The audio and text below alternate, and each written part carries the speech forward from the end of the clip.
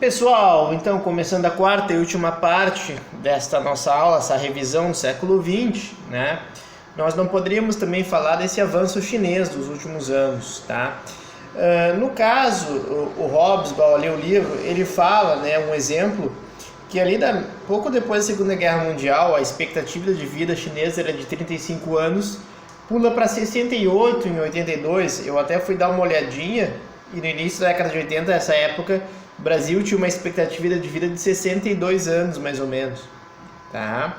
Hoje a expectativa de vida brasileira é de 76, 77, muito similar à da China, tá? O que até me causou certo espanto, porque o avanço chinês, né, no crescimento econômico talvez não tenha sido tão avançado quanto em outras áreas, né? Quanto a questão da expectativa de vida, que poderia ser um pouco melhor se em 82 estava melhor que o Brasil, e hoje praticamente são países iguais em expectativa de vida, tá? Uma coisa interessante, tá? A China, apesar de ter crescido bastante entre 60 e 75, ela cresceu menos que o Japão, Hong Kong, Singapura, Coreia do Sul, Taiwan, né, os chamados tigres asiáticos, e também que o Brasil. Para vocês terem uma ideia, tá, pessoal, só para vocês verem como em 40 anos, né, nós estamos falando no período de 40 anos, em 83 o PIB chinês era menor do que o italiano e um quarto do japonês. Eu estava vendo, tá, eu vi os dados atuais de 2019, 2020, hoje o PIB chinês é o triplo do japonês.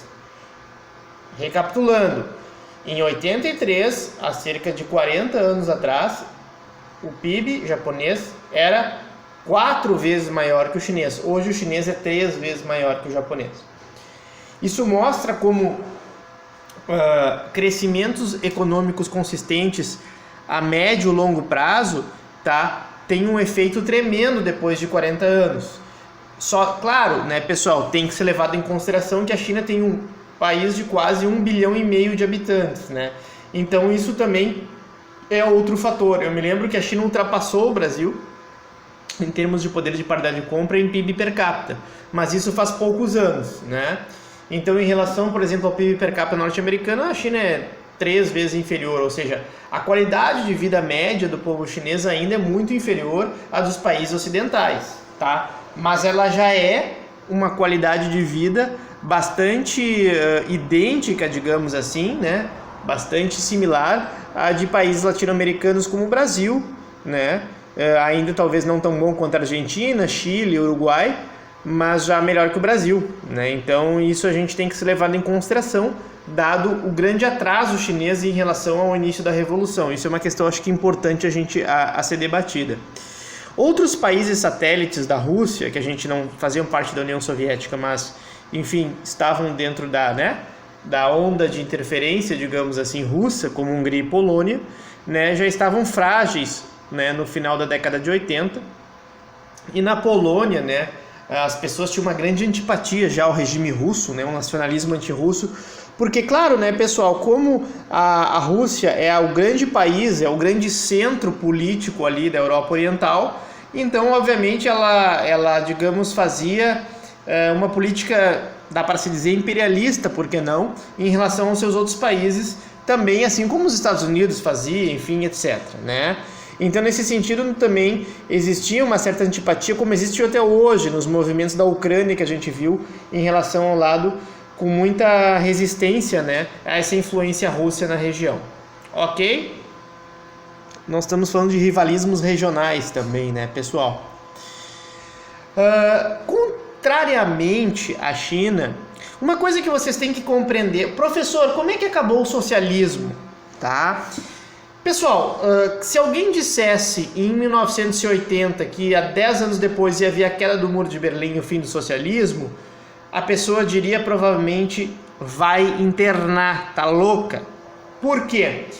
Porque, primeiramente, assim, a Rússia não era tão transparente, né, em relação à sua economia, em relação a algumas das suas dificuldades. A Rússia atingiu um nível de vida muito bom, talvez em 1980 não tanto quanto alguns países ocidentais, mas muito bom, né? E tinha algumas vantagens, por exemplo, um país mais igualitário, né? Agora, existia, por exemplo, partido único, ou seja, não existia democracia na Rússia, né? Pelo menos a democracia liberal como a gente conhece. A gente vai debater isso, tá? Sempre tem um lá um comunista viúvo da União Soviética, ou o aluno que gosta da China que vai, professor, mas eles têm democracia. Enfim, a gente debate isso depois, quando a gente falar sobre teoria democrática. Mas tinha censura, por exemplo, então muitas vezes, nas décadas de 60 e 70, os países orientais, né, não sabiam muitas vezes o que se passava do outro lado do mundo, e também vice-versa, né?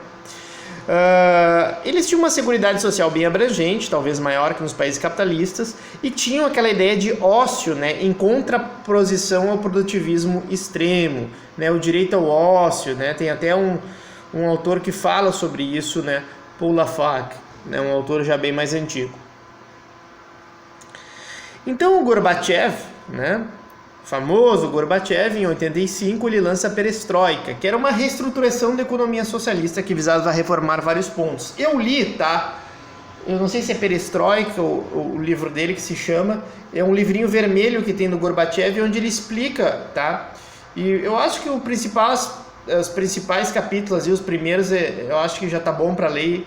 Se quiser eu empresto para algum de vocês também, eu tenho esse livro, tá, pessoal? E o que ele fala basicamente nesse livro? Eu li, né? Ele diz um pouco da preguiça do povo russo. E aí uma coisa interessante, pessoal. Numa economia socialista, numa economia planificada, muitas vezes, esta relação que hoje nós temos no sistema capitalista dos países, né? Essa relação entre patrão e empregado, muitas vezes uma relação um tanto quanto conturbada, né? Desde as palavras lá do Marx, quando descreveu um pouco do sistema capitalista, ela não tem um sistema socialista, né? Então pensem em um sistema socialista, assim, a melhor maneira de vocês enviar todo mundo é funcionário público. A produtividade, o empenho, a cobrança por produtividade, ela não é igual. Tanto que algumas pessoas, uma vez, eu nunca vou me esquecer, um jornalista, acho que foi cobrir alguma coisa em Cuba, que vocês vão assistir sobre isso, e ele achou para os padrões, né, de atendimento, assim, um garçom lá num restaurante cubano, muito rude, muito ruim o atendimento, né? E aí ele foi falar com, entre aspas, o proprietário do restaurante, e o dono do restaurante disse, olha, a maneira pelo qual no mercado de trabalho se comporta, né, digamos assim, a maioria do médio do trabalhador cubano é diferente, né? Ele não é um trabalhador acostumado a esse sistema capitalista, muitas vezes, que te impõe, né, toda uma ética de trabalho diferenciada em relação a países socialistas, tá? Ao mesmo tempo, e a gente vai debater sobre isso, tá, pessoal? Me cobrem isso. Ao mesmo tempo, também o Gorbachev propunha a Glasnost, que seria uma liberdade de informação, maior transparência, né, para aquele grande partido comunista russo, né? Foi uma tentativa de abertura política. Gorbachev teve vários problemas, tentativas de golpe contra o seu governo, né? Depois ele foi sucedido por Boris Yeltsin. Então, vocês podem analisar isso, tem documentários inclusive sobre essa abertura, sobre essa tentativa de golpe, né, da burocracia tradicional do Partido Comunista que não queria essa abertura. E aí vem o seguinte, uma vez o professor Cássio e o professor da URI estavam debatendo, assim, era sobre os 100 anos, né, foi 2017, os 100 anos da Revolução Russa. O professor Gustavo também estava na mesa, e lá pelas tantas surge um debate que é o seguinte, tá, mas valeu a pena a União Soviética, a abertura da União Soviética, essa mudança? Há dúvidas sobre isso, pessoal, porque no povo russo foi muito dura essa perestroika, porque tu teve décadas e décadas, né, quase um século, diria assim, de uma atividade econômica socialista. Então tu não existia iniciativa individual, existia pouco capital privado, né? As pessoas não tinham capital para investir, fazer grandes investimentos. Existia uma falta de uma ética capitalista, eu diria assim, né? E é difícil isso, né, numa transição de um modelo socialista, tá? Ao passo que a China, ela já faz uma transição diferente. A China, apesar de permitir atividades econômicas, enfim, ela não abre mão do Partido Comunista, ela não tem uma Glasnost, e também ela não abre mão de boa parte do controle sobre as empresas dentro do seu Estado gigantesco chinês, né? Até nos últimos dias, ainda assim, se vocês ouviram, né, a China teve um bilionário chinês, meio excêntrico, teve um problema com o governo porque ele fez críticas ao governo chinês, ao Partido Único, né, da China, né? Isso aí foi agora, tá, pessoal? E ficou até alguns meses desaparecido, e a ideia é que ele tenha sido procurado pelo governo chinês para, né, eles disserem não, aqui tu não faz mais críticas, né? E houve todo esse processo de abertura. Quando teve, então, lá o fim da União Soviética, a queda do muro, tá, muitos países comemoraram, enfim, já não suportavam mais alguma estrutura socialista, tá? O que é tido pelos liberais, né, o argumento dos liberais e de autores como Fukuyama, de fim da história, assim, talvez, é de dizer, olha, o capitalismo venceu, né? Venceu pelo menos o socialismo, tá? O socialismo realmente existente. Aqui, pessoal, só para vocês terem ideia o que era a República Soviética, era Armênia, Azerbaijão, Bielorrússia, Estônia, Geórgia, Cazaquistão, Quirguistão, né? Letônia, Lituânia, Moldávia, Tajiquistão, Turcomenistão, Ucrânia, Uzbequistão, além, obviamente, da Rússia. Ou seja, esses são países fracos politicamente, considerando países muito pequenos, alguns deles, né? Países que não estavam, né, dentro de uma ordem política mundial como potências, longe disso. Até mesmo eles prejudicavam, né, segundo a interpretação do Hobsbawm, muitas vezes a União Soviética tinha que vir a socorrer esses países, né, assim como fazia e subsidiava, por exemplo, a economia cubana, né, porque dentro de uma economia gigantesca como a Rússia, claro que ajudar às vezes uma ilha como Cuba fazia parte da estratégia da política externa, tá? Tanto é que tem uma entrevista muito interessante do Fidel Castro quando recém tinha caído o muro, em 1992, se eu não me engano, essa entrevista, ele extremamente nervoso, irritado e brabo, né, com a queda da União Soviética, evidentemente porque sabia que ia ficar isolado, como ficou, né, até depois, enfim, adoecer e porventura, né, morrer alguns anos atrás.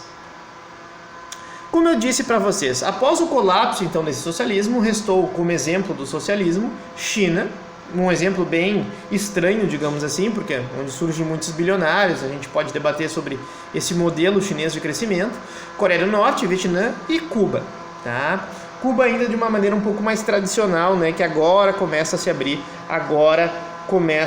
se estima-se que 80% da economia seja pública, né, da economia cubana. Então, este foi o fim da União Soviética. Com essa crise, pessoal, é importante dizer que houve uma crise na esquerda de que não existia mais a União Soviética ou o socialismo para que o capitalismo pudesse temer, né? Muitas vezes a existência de um antagonismo ao capitalismo, ele serviu, como diria um professor meu, para dar os anéis para não tirar os dedos, né? Por que isso, pessoal? Porque é evidente que quando o socialismo bate a porta nos países capitalistas, os países capitalistas eles têm que se preocupar justamente com uma maior igualdade, com uma maior assistência à população no sentido de melhor estado de bem-estar social, que era que muitas vezes, né, quando, digamos, da época gloriosa dos países socialistas como Cuba, como União Soviética, davam à sua população, né, um certo conforto, digamos, material, assim. Então, às vezes, vamos lá.